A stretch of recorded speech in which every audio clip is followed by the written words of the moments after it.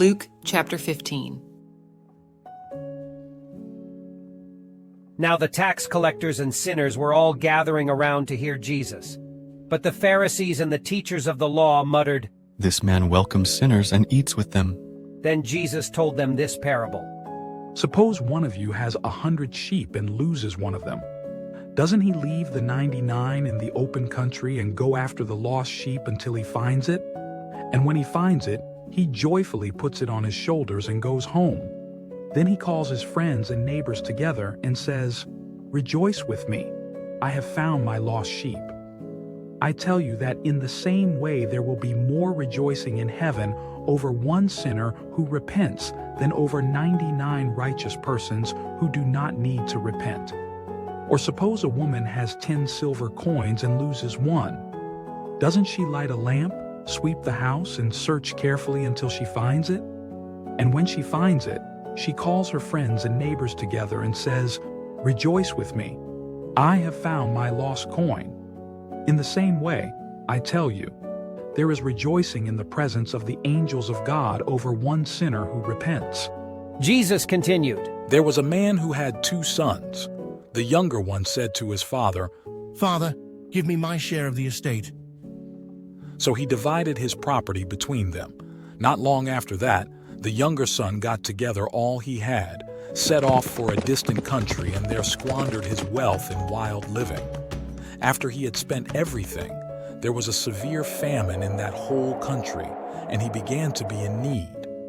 So he went and hired himself out to a citizen of that country, who sent him to his fields to feed pigs.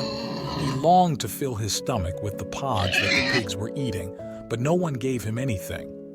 When he came to his senses, he said, "How many of my father's hired servants have food to spare?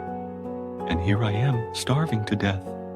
I will set out and go back to my father and say to him, 'Father, I have sinned against heaven and against you. I am no longer worthy to be called your son. Make me like one of your hired servants.'" So he got up and went to his father. But while he was still a long way off, his father saw him and was filled with compassion for him. He ran to his son, threw his arms around him, and kissed him. The son said to him, "Father, I have sinned against heaven and against you. I am no longer worthy to be called your son." But the father said to his servants, "Quick, bring the best robe and put it on him. Put a ring on his finger and sandals on his feet. Bring the fattened calf and kill it. Let's have a feast and celebrate. For this son of mine was dead and is alive again. He was lost and is found." So they began to celebrate. Meanwhile, the older son was in the field. When he came near the house, he heard music and dancing. So he called one of the servants and asked him what was going on. "Your brother has come," He replied.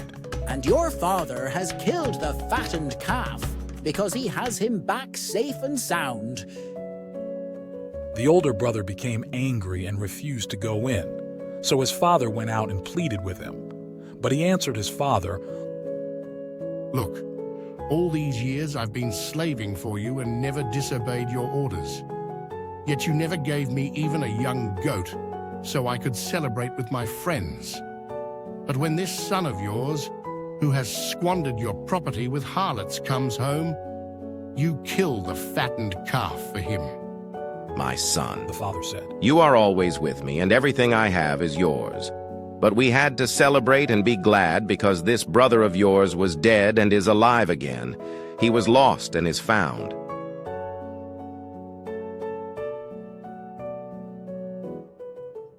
If you like what we do and support our mission to create AI videos for the entire Bible, please like and subscribe.